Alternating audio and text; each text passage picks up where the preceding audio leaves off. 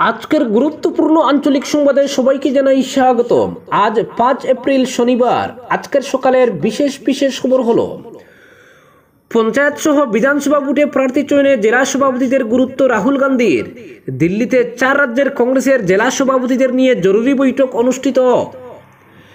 বাতিল একাদশ শ্রেণীর বাকি পরীক্ষা, মূল্যায়ন ইউনিট টেস্টে প্রাপ্ত নম্বরের ভিত্তিতে। লক্ষ্য পঞ্চায়েত, হাইলাকান্দি জেলা জুড়ে বিজেপির সাংগঠনিক তৎপরতা তুঙ্গে। মাঠে মিলন মানব, স্বপন অনামিকা, জয়দীপা, রাধেশ্যাম, গৌতমরা। অগপ্রচারছেন প্রাক্তন বিধায়ক আজিজ খান, নেপথ্যে সিদ্দিক আহমেদ। দল ও আদর্শ গৌণ, নিজের অস্তিত্বই বড়। শ্রীভূমিতে কুয়েট পরীক্ষা কেন্দ্রের দাবি, কেন্দ্রীয় শিক্ষামন্ত্রীর সঙ্গে সাক্ষাৎ সাংসদ মিশনের। পঞ্চায়েত নির্বাচন, সভা, মাইকিং, র্যালির অনুমতি সার্কল অফিস থেকে নিতে নির্দেশ হাইলাকান্দিতে। এবং সর্বশেষ খবরটি হলো কালীগঞ্জে ওয়াকফ সংশোধনী বিলের প্রতিলিপি পুড়ালো আমসু। এবারে শুনুন বিস্তারিত খবর।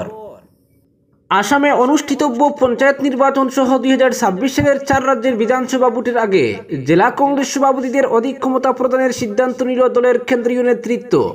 শুক্রবার নতুন দিল্লিতে নিখিল ভারত কংগ্রেস কমিটির ডাকে অনুষ্ঠিত আসাম, উত্তরপ্রদেশ, ঝাড়খণ্ড ও বিহার রাজ্যের জেলা কংগ্রেস সভাপতিদের নিয়ে বৈঠকে দলের এই সিদ্ধান্তের কথা জানান কেন্দ্রীয় নেতা সাংসদ রাহুল গান্ধী।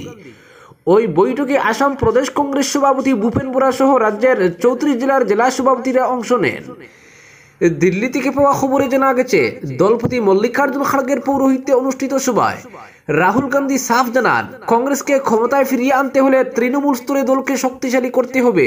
এর জন্য জেলা সভাপতিরা মুখ্য ভূমিকা নিতে হবে।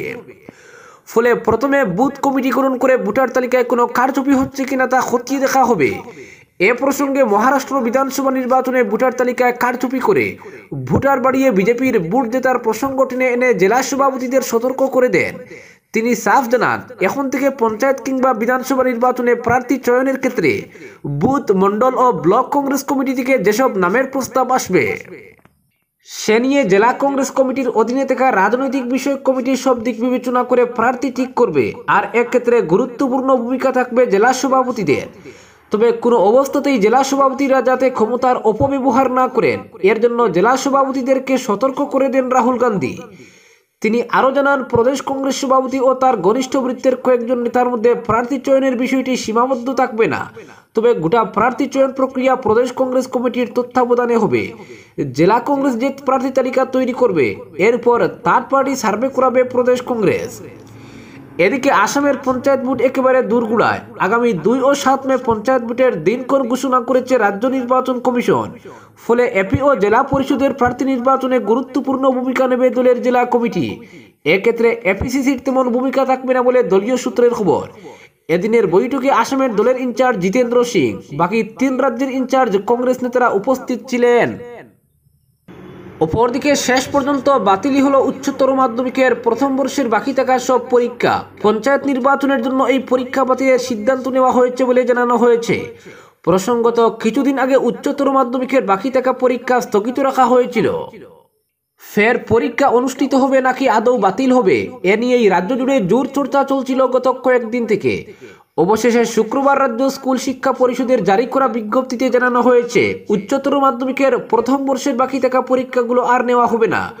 মূলত পঞ্চায়েত নির্বাচনের জন্য একাদশ শ্রেণীর পরীক্ষা বাতিল করার সিদ্ধান্ত নেওয়া হয়েছে বলে জানানো হয়েছে। উল্লেখ্য, চলতি বছরের একাদশ শ্রেণীর পরীক্ষায় লাগাতার প্রশ্নপত্র ফাঁসের জন্যই পিছিয়ে দেওয়া হয়েছিল ওই শ্রেণীর বাকি পরীক্ষাগুলো। এদিকে শুক্রবার একাদশ শ্রেণীর বাকি পরীক্ষা বাতিল ঘোষণায় জারি করা বিজ্ঞপ্তিতে এও জানানো হয়েছে যে প্রথম বর্ষের পরীক্ষায় বসা সব পড়ুয়াই পরবর্তীতে দ্বিতীয় বর্ষের পরীক্ষা দিতে পারবে। এক্ষেত্রে বাতিল হওয়া বিষয়গুলোর মূল্যায়ন ইউনিট টেস্টের পরীক্ষা প্রাপ্ত নম্বরের ভিত্তিতে করা হবে বলে জানানো হয়েছে। অপরদিকে লক্ষ্য পঞ্চায়েত, হাইলাকান্দি জেলা জুড়ে বিজেপির সাংগঠনিক তৎপরতা তুঙ্গে। মাঠে মিলন মানব, স্বপন অনামিকা, জয়দীপা, রাধেশ্যাম, গৌতমরা। পঞ্চায়েত নির্বাচনের নির্ঘণ্ট ঘোষণা হতেই হাইলাকান্দি জেলা জুড়ে বিজেপির সাংগঠনিক তৎপরতা তুঙ্গে উঠেছে। শুক্রবার হাইলাকান্দি জেলার বিভিন্ন এলাকায় একযোগে তৃণমূল পর্যায়ের দলীয় কার্যকর্তা, কর্মী, বুথ কমিটির কার্যকর্তাদের নিয়ে স্থানে স্থানে সাংগঠনিক সভা অনুষ্ঠিত হয়। এদিন বিজেপি যুব মোর্চার জেলা সভাপতি ডক্টর মিলন দাসের উপস্থিতিতে কাটলজোড়া মণ্ডলের অন্তর্গত ঘাড়মুড়া, রামনাথপুর জিপি ও মাধবপুর জিপিতে দলীয় কার্যকর্তাদের নিয়ে একাধিক গুরুত্বপূর্ণ মত বিনিময় সভা অনুষ্ঠিত হয়। প্রতিটি সভায় আসন্ন পঞ্চায়েত নির্বাচনে দলকে আরও শক্তিশালী করতে এবং ঘরে ঘরে মুখ্যমন্ত্রীর উন্নয়নের বার্তা পৌঁছে দিতে সবাই ঐক্যবদ্ধভাবে কাজ করার সংকল্প গ্রহণ করেন। সভায় মিলন দাস তার বক্তব্যে পঞ্চায়েত স্তরের সংগঠনকে আরও মজবুত করার লক্ষ্যে প্রতিটি কর্মীর গুরুত্বপূর্ণ ভূমিকার কথা তুলে ধরে সবাইকে ঐক্যবদ্ধভাবে কাজ করার আহ্বান জানান। এদিকে এদিন অনুরূপভাবে প্রতিটি মণ্ডলের অধীন গ্রাম পঞ্চায়েত এলাকায় সাংগঠনিক সভা অনুষ্ঠিত হয়। এদিন শিরিশপুরে অনামিকা আচার্য, মনাছড়ায় মানব চক্রবর্তী, দত্তপুর বাগছড়ায় জয়দীপা দাস লস্কর, আয়নাখালে স্বপন ভট্টাচার্য, নিমাইচাঁদপুরে রাধেশ্যাম খৈরি, নিতাইনগরে গৌতম গুপ্ত সহ জেলার প্রতিটি জিপিতে বিজেপির অন্য কার্যকর্তারা অংশ নিয়ে পঞ্চায়েত নির্বাচনের প্রেক্ষিতে সাংগঠনিক শক্তি বৃদ্ধির বিভিন্ন পরামর্শ দেন। প্রতিটি সভায় দলীয় কার্যকর্তারা প্রধানমন্ত্রী নরেন্দ্র মোদী ও মুখ্যমন্ত্রী ডক্টর হিমন্ত বিশ্ব শর্মার নেতৃত্বাধীন কেন্দ্র ও রাজ্য সরকারের জনকল্যাণমূলক বিভিন্ন কর্মসূচির বিষয়ে ব্যাপক প্রচারাভিযান চালানোর পাশাপাশি তৃণমূল পর্যায়ে সাংগঠনিক শক্তি বৃদ্ধি করতে কর্মীদের আরও ঐক্যবদ্ধ হয়ে কাজ করার আহ্বান জানান। পঞ্চায়েত নির্বাচনে দলীয় প্রার্থীদের জয়ী করতে এখন থেকেই তৃণমূল পর্যায়ে সাংগঠনিক শক্তি বৃদ্ধি করতে বাড়ি বাড়ি ছুটে যাওয়ার পরামর্শ দেন তারা। অপরদিকে অগপ্রচারছেন প্রাক্তন বিধায়ক আজিজ খান, নেপথ্যে বিধায়ক সিদ্দিক। দল ও আদর্শ গৌণ, নিজের অস্তিত্বই বড়। দলবদল যেন নেশা। কোনো এক সময় রাজনৈতিক নেতার কাছে দলের আদর্শ ছিল সবকিছু। বর্তমানে সময়ের পরিবর্তনে অনেকেই আজ ডান ছেড়ে বামে, আবার বাম ছেড়ে রামের দলে যোগ দিচ্ছেন। দলের আদর্শ গৌণ, মুখ্য হচ্ছে নিজের অস্তিত্ব বাঁচিয়ে রাখা। তাই তো দলীয় সত্তাকে বিসর্জন দিয়ে এবার হাতি চাড়ছেন প্রাক্তন বিধায়ক আজিজ খান। হাতির কদর যতই থাকুক না কেন আর ঘর করতে রাজি নন দক্ষিণ করিমগঞ্জের প্রাক্তন বিধায়ক আজিজ খান। অসম গণপরিষদ বা অগপ দলের প্রতীক হচ্ছে হাতি। 2021 সালে অগপ প্রার্থী ছিলেন আজিজ খান। সেই নির্বাচনে 58,000 ভোট লাভ করা সত্ত্বেও বিধায়ক সিদ্দিক আহমেদের কাছে পরাজিত হতে হয় তাকে। নির্বাচনে পরাজিত হওয়ার পর প্রায় 5 বছর কেটে যায়। ভোটারদের সঙ্গেও তেমন কোনো সম্পর্ক ছিল না বলে অভিযোগ। অথচ 2016 সালে একই বিধানসভা চক্রে AIUDF-এর হয়ে নির্বাচনে প্রতিদ্বন্দ্বিতা করে বিজয়ী হয়েছিলেন আজিজ খান। পরবর্তী নির্বাচনে তাকে দল পরিবর্তন করতে হয়। সেই নির্বাচনে AIUDF কংগ্রেসের জোট ছিল। সিদ্দিক আহমেদ মিত্রজোটের প্রার্থিত্ব লাভ করায় টিকিট পাননি আজিজ খান। যে দলের টিকিট পেয়ে বিধানসভায় বসার সুযোগ পেয়েছিলেন আজিজ খান, সেই দলকে বাই বাই জানাতে ন্যূনতম সময় নেননি। যেন বিধানসভা নির্বাচনে প্রতিদ্বন্দ্বিতা করাটাই ছিল মুখ্য উদ্দেশ্য। তাই দলের মতাদর্শকে জলাঞ্জলি দিয়ে বিজেপি অগপ মিত্রজোটের প্রার্থী হয়েছিলেন তিনি। এবার পঞ্চায়েত নির্বাচনের পর দক্ষিণ করিমগঞ্জের বিধায়ক সিদ্দিক আহমেদ কংগ্রেস ছেড়ে অগপতে যোগ দেবেন। অগপ দলের নেতাদের সঙ্গে প্রাথমিক পর্যায়ে আলোচনা হয়েছে বলে দাবি করেছেন বর্তমান বিধায়ক। ফলে সেই দলে আজিজ খানের টিকিট প্রাপ্তি যে সম্ভব নয় সেটা তিনি আগাম আজ করতে পারছেন। তাই বিধায়ক সিদ্দিক আহমেদ অগপতে যোগ দেওয়ার আগেই কেন্দ্রীয় কমিটির সম্পাদকের পদ থেকে ইস্তফা দিচ্ছেন প্রাক্তন বিধায়ক আজিজ আহমেদ খান। যদিও দক্ষিণ করিমগঞ্জ আসনে সিদ্দিক আহমেদই প্রথম দল পরিবর্তনের পথ প্রশস্ত করেন। কংগ্রেস ছেড়ে সমতা দলের প্রার্থিত্ব লাভ করে বিধায়ক নির্বাচিত হন। পরবর্তী বিধানসভা নির্বাচনে সেই দল ত্যাগ করেন, যোগ দেন কংগ্রেসে। কংগ্রেসের টিকিটে ফের বিধায়ক নির্বাচিত হন। এবার সেই দলের সঙ্গ ত্যাগ করছেন। কংগ্রেস কোনোভাবে সিদ্দিক আহমেদকে 2026-এর নির্বাচনে টিকিট দেবে না। তাই অগপতে যোগ দেওয়া ছাড়া অন্য কোনো রাস্তা খোলা নেই তার কাছে। ফলে একজন যেহেতু অগপতে ভিড়ছেন, তাই অন্য দাবিদার দল থেকে বেরিয়ে আসছেন। একাংশ রাজনৈতিক নেতার কাছে দল গৌণ, মুখ্য হচ্ছে নিজের প্রতিষ্ঠা, নিজের পদ বাঁচিয়ে রাখার স্বার্থ।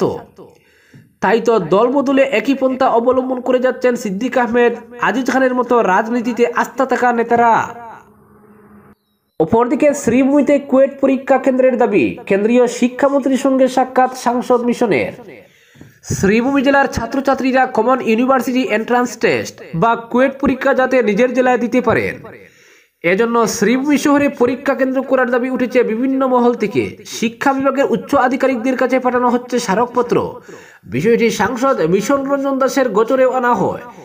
জেলা সদরে পরীক্ষা কেন্দ্র স্থাপনের জন্য তিনিও দিল্লিতে সরব হয়েছেন।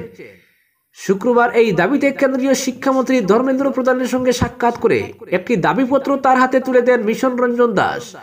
শ্রীভূমি শহরে কুয়েট পরীক্ষা কেন্দ্র স্থাপন অত্যন্ত জরুরি বলে জানান শিক্ষামন্ত্রীকে। মিশন রঞ্জন দাস জানিয়েছেন, শ্রীভূমিতে কুয়েট পরীক্ষা কেন্দ্র স্থাপনের প্রয়োজনীয়তা শিক্ষামন্ত্রীকে বুঝিয়ে বলেছেন।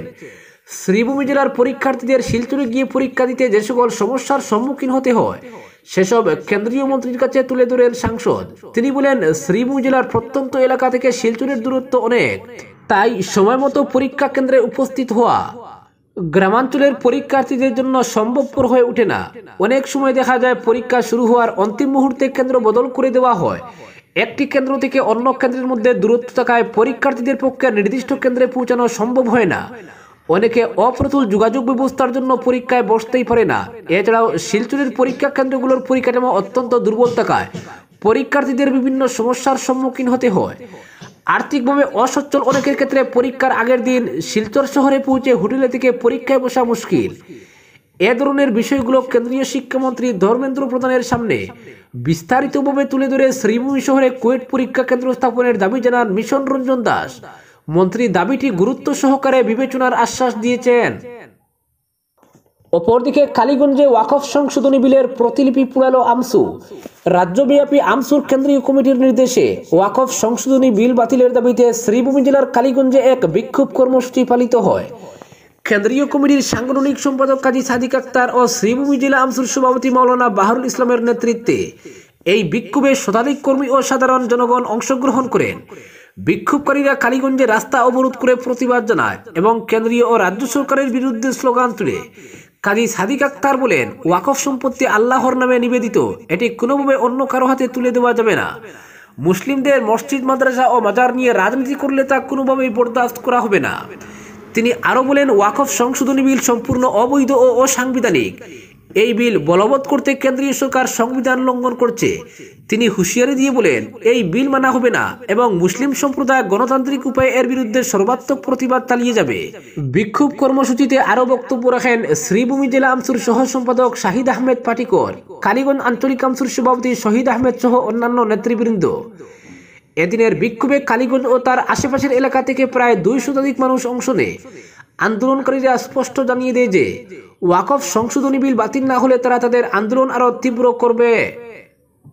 অপরদিকে হাইলাকান্দি জেলায় আসন্ন পঞ্চায়েত নির্বাচনের জন্য প্রার্থীদের সভা, মাইকিং, র্যালি ইত্যাদির জন্য অনুমতি সংশ্লিষ্ট সার্কল অফিস থেকে নিতে বলা হয়েছে।